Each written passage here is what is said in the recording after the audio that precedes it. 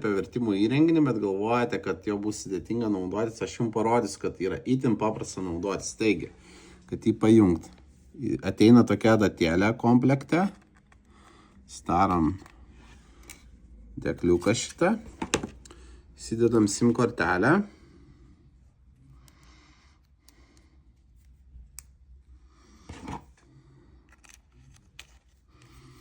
Spaudžiam mygtuką ir laikom, kol įsijungia.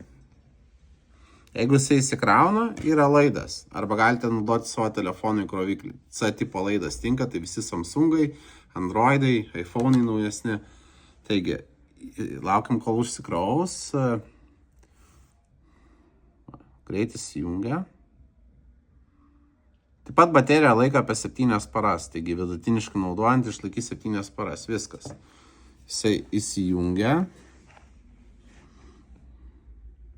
Viskas, pirma ikonėlė, spaudžiam.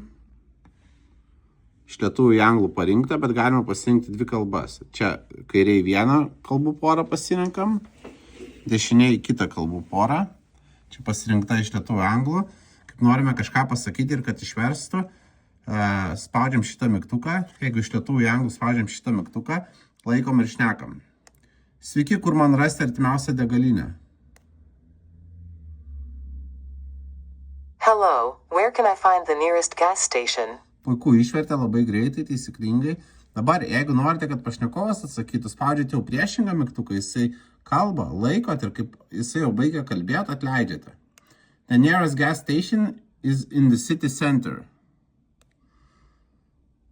Artimiausia degalinė yra miesto centre. Turime vietoje kelis vienetus. Papildymas atkeliavo truputėlį vėliau, atsiskaityti jūsų patogumų galite ir gavę prekę. Jeigu norite, galima pademonstruoti gyvai. Ačiū už dėmesį.